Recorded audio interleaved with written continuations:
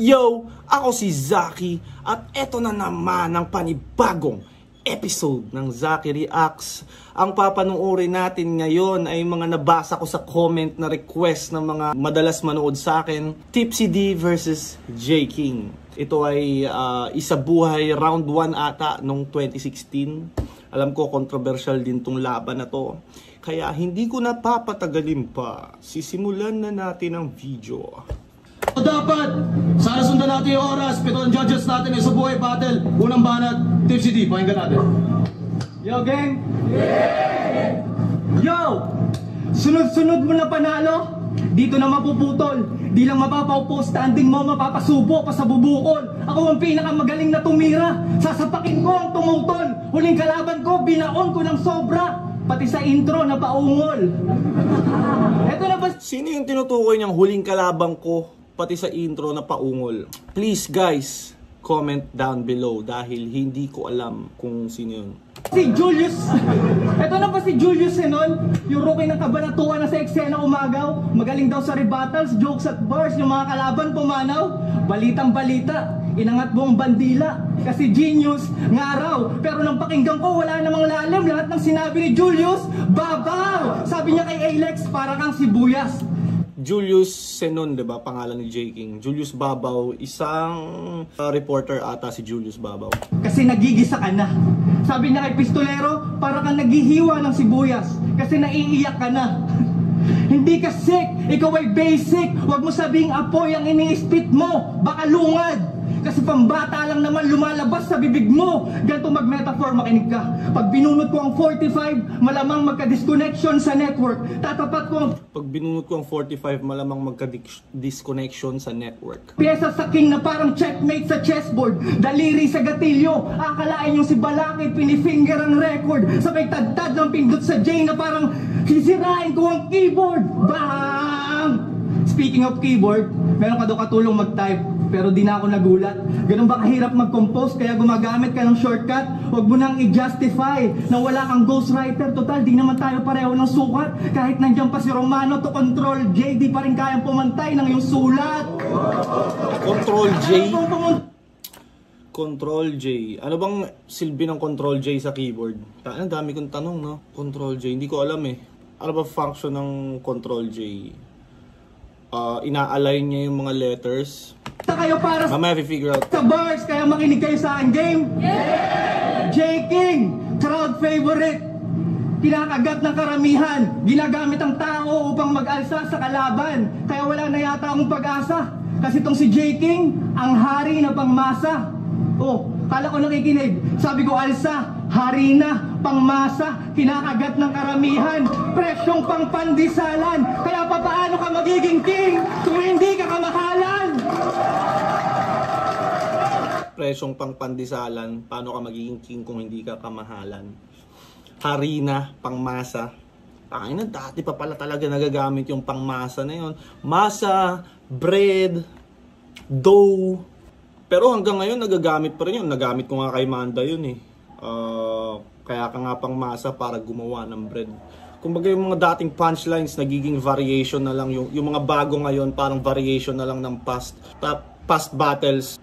Tapos hindi naman ibig sabihin na ginagaya ng mga bago. Sadyang feeling ko nagkakataon lang talaga sa mga materials. Paano ka naging king? Sagutin mo kung paano. Isa ka nga sa unang nakinabang nung bumagsak ang Romano. Paano ka naging king? Aba masyado kang presko. Central Zone. Wala akong naalalang bumaba na ako ng pwesto. Pero sige, ikaw na ang hari. Maupo ka na sa trono. Habang nakaluhod ang karamihan at inaawitan ka ng koro. Papaypayan ka sa upuan. May masarap kang hapunan. Sulitin mo na hanggang sa dulo. Dahil matapos ang gabi, babawiin ko ang korona ng may kasama ng ulo. Bakit? Dahil kadugtong na lang. Yun yung sinasabi. Dito pala yun, no? Yun yung sinasabi ni Looney na ginaya daw ni Tipsy D kay LL Cool J ba yun? Basta yun, yung... Alam ko, familiar naman kayo sa Looney versus Tipsy D, diba? Kaya yun. Buhay niya ang corona. Paano? Makinig kayo sa sasabihin ko. Dahil ang royal, pag tinanggalan ng crown, mawawalan na rin ng espiritu. Ulo mo, dibote. Katawan mo, dilata. Tarap ng kutsilyo sa kalamnan. Papaikot, ikutin ko hanggang sa makuha ang laman. Lahat ng dugong dugbughaw sa paligid mo, akin ang gigilitan. Hanggang sa kaharian mo'y magmukhang asul na karagatan. Tradisyon na yan. Tinupad ko lang ang hiling ng inyong majesty na lahat ng nasa monarchy will die nasty. Pati yung dynasty na nabanggit din ni Looney yun doon sa laban nila. Yung LL Cool J, ay yung pugutin yung ulo, kukunin yung corona kasama yung ulo, tsaka yung dynasty. Pero ako hindi ko alam kung talagang ginaya ba yun dahil hindi ko alam yung tinutukoy ni Looney doon. Kung saan eksakto ginaya. Kaya kumbaga wala akong mapagkumparahan para malaman, masabi kung ginaya ba o hindi. Pero yun nga, kaya ng marami daw rin talagang mga rapper na nanggagaya sa international akala nila hindi mahahalata. Sinagalog lang.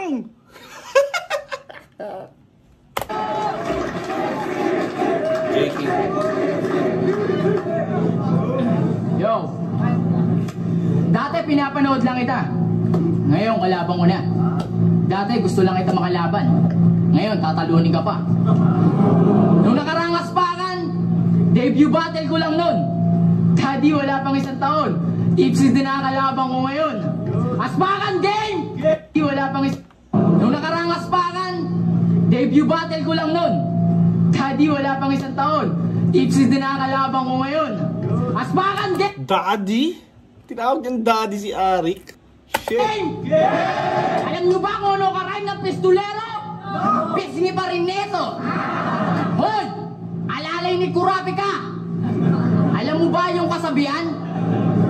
Pinagsabihan ko yun na mangyayari na naman ang laban na hindi nyo inaasahan na paglabas ng poster, yung Tipsy ang may guhit sa pangalan. Bakit? Si Looney nga tinalo ni Shay, si Shay tinalo ni Pistolero, si Pistolero tinalo ko. Kaya wag ka na mabigla kung malalaman mong hindi ikaw kundi ako ang gustong makalaban nung hari ng tugma. Kasi bataan ka lang, kaya wag kang mangarap ng sagad. At tandaan mo, bataan na hari lang sa hari ang pwedeng magtapat. Nung round 6, Pero kung nagtapat sila ni Looney, tangina ba, di bag to si J King kung magkataon. Si Tipsy D nga medyo dumikit pa eh. Pero siguro kung J King, mas kumbaga malayo yung pagitan. Tingin ko lang naman kung sila yung nagtapat. Kasi parang malayo talaga. Pakang estudyanteng pinapagalitan ng maestro. Ibinulgar pa ang kinopyang linya nitong malabong rebilya kung magresiklo. Tapos sasabihin mo na ikaw ang in-improve na delok. Hindi lang pala linya nire-recycle mo, pati pagkatao. Kaya huwag kayong maniniwala sa energy ball niyang ginagamit. Kasi paano tatagos sa globo yan? Di ganyan nalagpasan yung balakid. Yung itinuturing mong maestro, hindi ka na tinuruan, pinaglaruan ka pa. Kasi tinalo ka na nga sa battle, tapos yung album niyang Gatilyo, na i-promote pa niya. Ouch! Kahit sa pambato ng Pampanga, tinutukoy niya ata is Tipsy D versus Balakid, na parang tinalo siya ni Balakid. Tapos nakapag-promote pa ng album si Balakid. Yun yung mga best forms ni Balakid na tangina sana may ganun pang kahit mga 2 to 3 performance na lang na ganun. Tangina siguro sobrang saya na ng mga fans. Bitter to dito kasi hindi niya matanggap na tinalo niya na si Sinyo, pero si Sinyo pa rin ang paborito. Ouch! Naawa lang sa'yo sila Moxwan, kaya ka inalalayan at inasikaso ka pa rin. Pero hindi senyorito tingin nila sa'yo, kundi senior citizen. Kaya aminadong mas kilala ka sa akin, pero ako yung mas bukang bibig. Kasi lamang ka lang sa paningin, ako lamang sa pandinig. Para mo nakakagulat ang sa akin nakakayanig. Tumatagos ka lang sa globo, ako gumugunaw ng daigdig. Kaya ano, tangina mo, sarap mong kalad ka rin. 2016 na, pormahang F4 ka pa rin.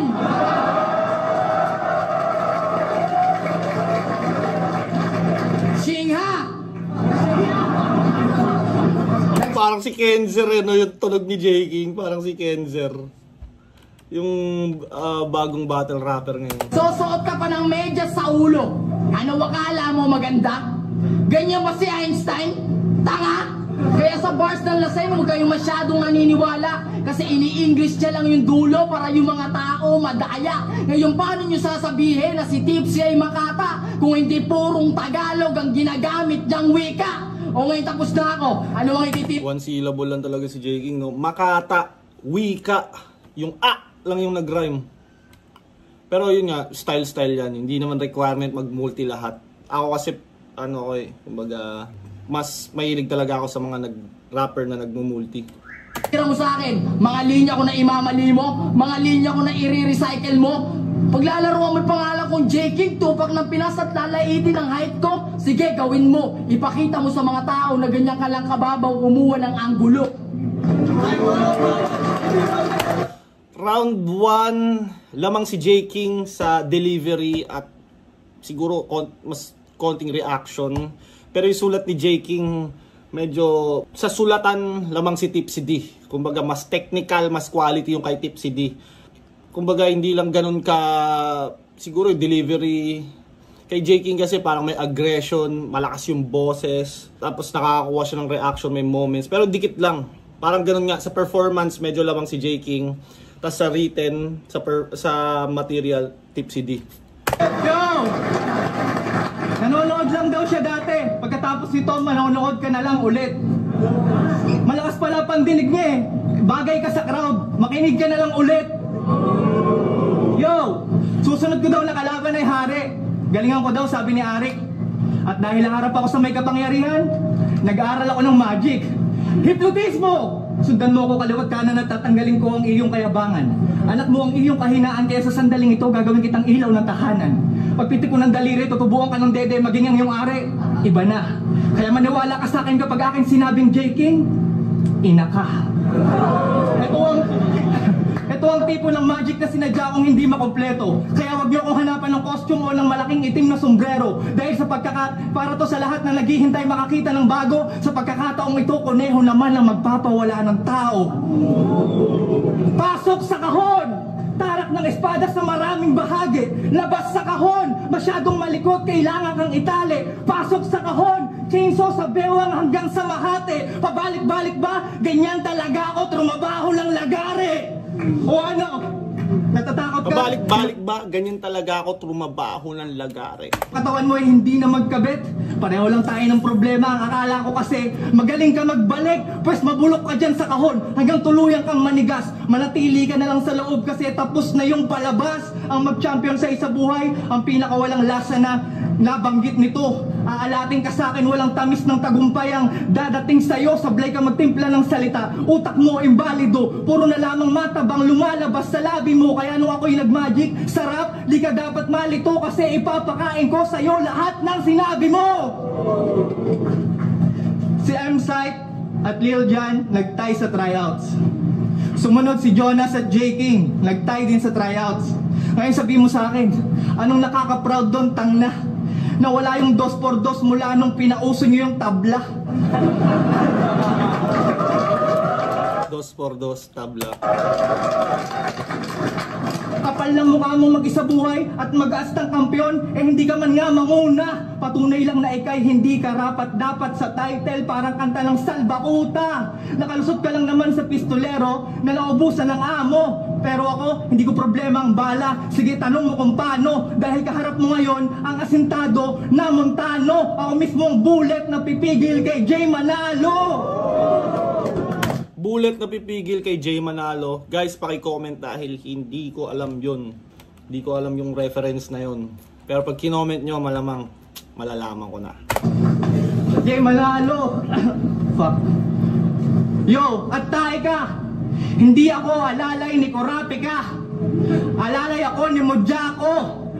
Di mapigilan ang kamay na bakal, parang nakaasukal si Dono. Oo, tae ka. At isa lang tong malaking eksena sa banyo. Dahil ibubuhos ko lahat, mabababa ka lang sa trono. At lakas ng loob mo mandamay ng babae sa laban. Eh di ba may asawa kang tao? Hindi ka ba natatakot na bumalik sa iyo ang iyong mga pananarantado? Hanggang sa naisip ko, dalawa nga kayong champion sa tryouts eh. Kaya malabo ang epekto. Okay lang naman ibang tumira sa misis mo. Sanay ka kasi nang may kasalo sa pwesto. Ba't mo tinaya ang buhay mo sa sungay ko? Sumugal ka sa Viking. Di ko na kailangan mag-tryo, tawagin si third. Tapos na kami mag-banding. Hindi ito lucky 9 pussy. Dead on the spot ka sa driving. Dahil kahit dumoble ka pa, di pa rin uubra. Gugulungan ko ang parking. Mas malakas yung round 1 ni Tipsy D kaysa sa round 2. Meron siyang parang na-stutter siya dito. No! Pati pagka-champion namin ni Jonas, binabanggit niya. At least ako nag-champion. Ikaw, nag-champion ka ba? Sumali ka ng 2x2, di ka pa rin nagcha-champion. Sumali ka ng isa buhay, di ka pa rin magcha-champion. Sinyo at J. King, parehong komedyanting na-discover. Saito at Tipsy, parehong may ngiping malaki.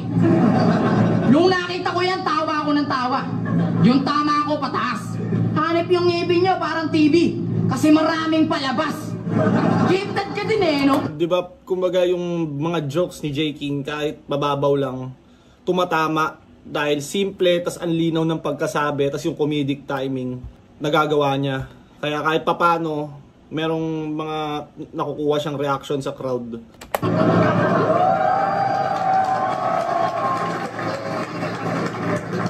Gifted ka din eh, no? Kasi may pisge ka na ni Mox 1, ngipin ni Saito, buhok ni Carrotman, mukha ni Marlo. Nagpe-Facebook pa kayo? Daddy, sa 3 nakakalabang ko, dito pa ako sa pang-4. Daddy? Puta. Facebook pa kayo? Buhok ni Carrotman, mukha ni Marlo. Nagpe-Facebook pa kayo? Daddy, Puta. Sino yung tinatawag niyang daddy? Si Arik? sa 3 nakakalabang ko, dito pa ako sa pang-4, di kinabahan. Kasi okay lang pag tinalo ako niyan. Eh siya ba okay pag tinalo ko yan? Matatanggap niya sa akin ay sobrang kahihiyan. Baka pati pamilya patayan, magmalakris Benua yan.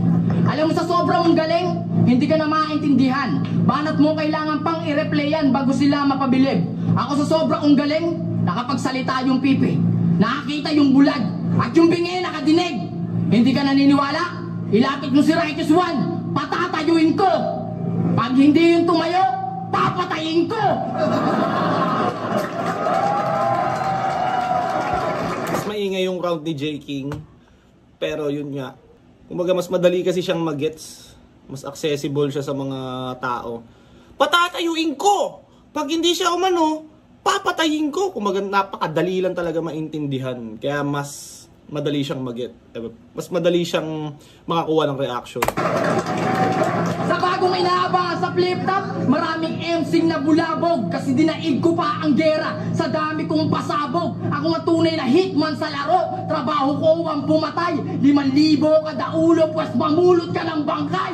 Higit pa yan sa 100,000 na pwede mo sa aking ibigay. Kaso yung flip top naging simenteryo dahil sa dami kong napatay. Kaya ano, kaya ba? O di sige, heto pa. Nakahitit ka ba ng dubi? O sige, hitit lang men. Kaso hindi ka na si Tipsy matapos kita nasabugin. Bumalik tayo sa nakaraan, ginamit mo yung time machine. Nakalaban mo ulit si Sinyong pinagwapot pinagaling. O bakit lumiit ka si bata? Sa galing ko nagtaka pa yata. Tipsy, di mo kasi kayang gawin ang mga ginagawa kong ganito mamen. Kaya pag ang flip top na wala, malamang pati ikaw wala na rin. O di ba? Tagal na sikat nitong si Tipsy D. Pero wala pa rin siyang kanta sikat na MP3. Hindi ka kasi true MC. Iha, ipinipilit mo lang sarili mo sa laro parang Manny Pacquiao sa Kia. Ni hindi ka purong rapper, motherfucker. Ni hindi ka rin freestyler. Kaya ka lang nasali sa flip-top battle kasi malakas ang iyong backer. Kaya kung tutusin, ako sa'yo mas lamang pa nga. Dahil nagkampiyon ako sa tryouts na hindi mo nagawa. Kaya mas puta ka Tipsy, ikaw ang bading. Wala nang argumento. Sa Central Luzon ako ang tunay na king. No Sacramento. Kaya paano ba yan? Round 2 pa lang, tumba na tong si Koto. Alam mo ba yung Koto? Pag makateyang yung ulo, meron kang Koto. Ganun pa yung style ng jokes dati, no? Pero ngayon hindi na ubra yung ano. Pag makateyang yung ulo, meron kang Koto. Pero in 2016, nakakatawa pa yun.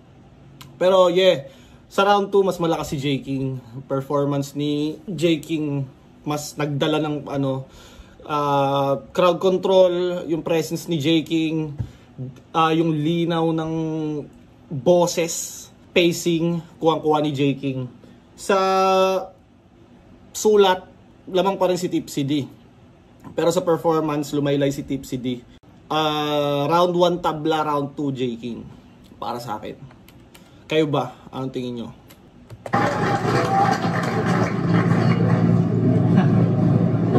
Yo! Di porke binibigyan kanila ng beat sa palakpak, eh dapat ka nang matuwa. Ba't mo ipagmamalaki yung estilo yung kanina pang maraming gumagawa? Tangina, nakakahiya. Yo! Fuck. Fuck. Teka lang. Oh shit!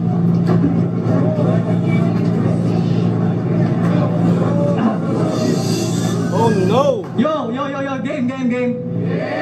Testing ko lang, marunong ako umarte katulad ng Nido. Yo! Dito ka. Ito na ang final round sa yung death wish, kahilingan mo na pagkabigo. Ginising mo lang ang dragon, parang 7 bola na ang nabuo. Hindi ito mock examination na mairaraos ng pabiro. Ito ay riot sa graduation, magtatapos to ng madugo. Dahil kahit ilang times pa magka-super rookie, panis pa din ang imitation. Narating ko na ang final product, tapos na ang multiplication. Pero komplikado daw at sabit, dahil pareho tayo ng division, pues tatanggalin na kita sa bracket, parang nag-simplify ng equation. Math bars! Kasi wala naman lugar dito yung mga basurang mong banat. Sabi niya kay Billy, sasagasaan kita sa kamay para maranasan mo ang gulong ng palad. Pagkatapos susubukan mo magbaka sakali, popompyangin mo siya ng frying pan para maranasan niya magtengang kawali. Gusto mo pala ng sakitan, di mo sinabi. Kung bitin sa iyong dakdakan, lagyan natin ng extension, paabutin natin ng saksakan. At dahil wala ka namang extension, saksakan. Ayan, babalikan kita upang burahin ka sa kasaysayan. Nung panahong hinati ni Moises ang dagat para kamo maging daan mo.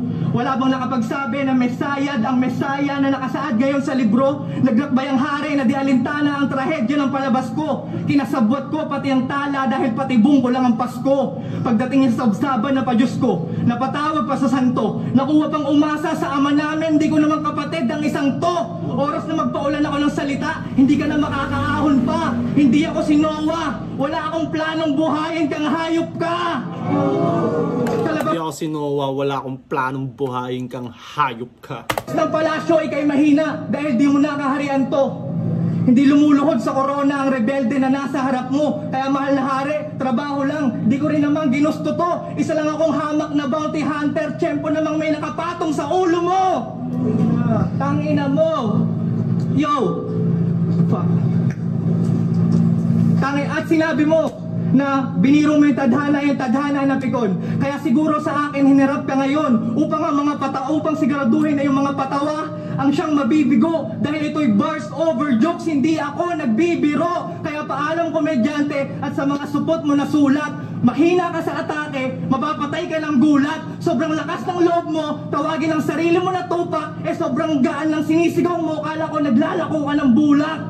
At ang kanyang sobrang gaan ng sinisigaw mo, kala ko naglalako ka ng bulak. Sheesh! At ang kanyang utak, inihambing niya sa isang bundok. Pues gagawin ko yung talampas, masisiraan ka sa akin ng tuktok. Sabay itutulak kita sa bangin nang walang alinlangan. Congrats, nahanap mo ang shortcut patungong kapatagan. Bangkay mo sa yungib, walang mangyayaring libreng maubusan man sila ng luha. Mananatili ka lang sa burol hanggang tuluyan kang mag-anyong lupa. Tapos sasabihin mo, burol, anyong lupa. mo na magkakaroon ka lang ng kalabang magaling pag humarap ka sa salamin. Matagal mo na palang alam ang kapalaran na kailangan mong harapin. Dahil ngayong gabi, dumating na ang inaasahan mong kalaban na magaling. At iniwang kitang bintana ng kabaong ang kaharap mong salamin. Akala ko. Lakas pa rin si Tipsy D. Lakas pa rin. Siguro yung simula ng round niya, hindi rin naman kumbaga sakto lang naman yung niya doon. Parang nahirapan lang siyang mag-start agad. Akala ko magaling ka na tunay, panggap ka lang pala. Kung noon pa kita nakasagupay, matagal ka nang wala. At ngayong binawian ko siya ng buhay, kayo ay may napala. Kaya sa semis ng isa buhay, huwag nyo nang hanapin.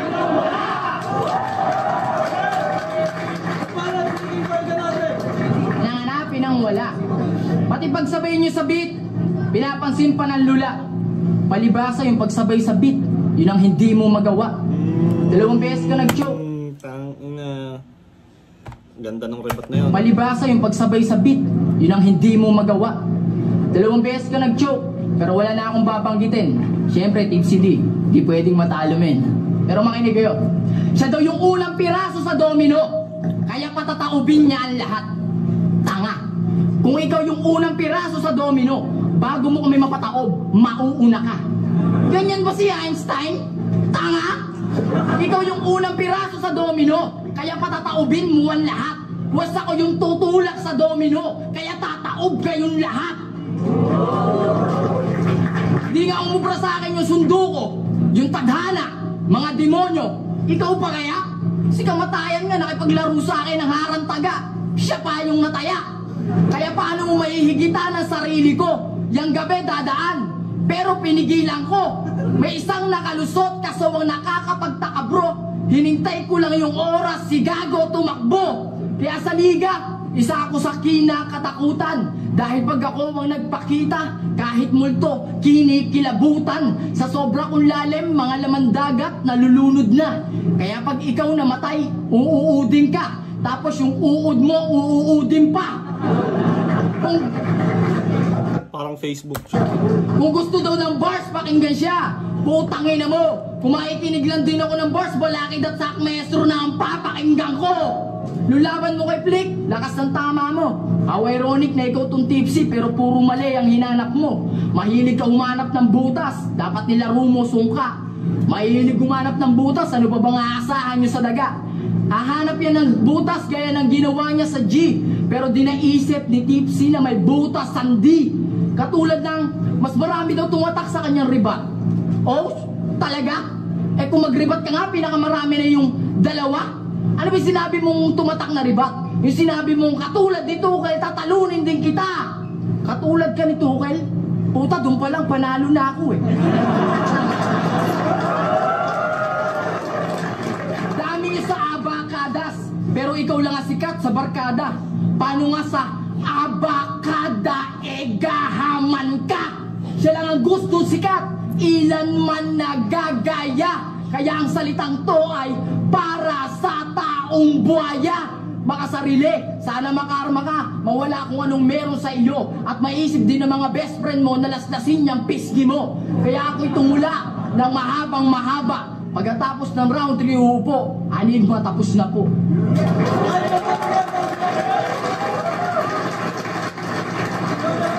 Left up, Spakan 4, sa buhay 2016 Battalion, Tipsy D vs. J King. Kung nagustuhan niyo yan, flip top, magiging! Ano kaya nila ginudge to?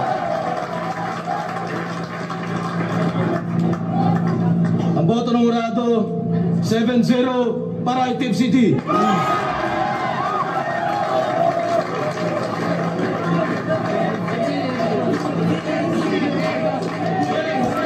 Para sa akin, either way eh. Kasi nag-choke ng konti si Tipsy D sa intro ng round 3. Tapos meron siyang stutter ng konti. Parang hindi naman siya mako-consider na choke yung pangalawa. Yung una, parang ilang segundong nahirapan siya mag-start ata. Kung tama ba yung pagkakaalala ko. Parang nahirapan siya mag-start ng round 3. Kay J King naman, okay yung performance niya sa round 3. Pero yung sulat niya talaga, ano eh, ang babaw eh. Parang may error kasi si Tipsy D kaya kumbaga minus points. Kay J King naman, kumbaga dahil may error si Tipsy D, parang bumaba ng konti, nakapantay kay J King. Pero either way to eh, kumbaga kung binoto ng mga tao si J King, pwede rin. Kung binoto ng judges si J King, siya nanalo dito, pwede pa rin. Kasi kumbaga maayos naman performance niya eh.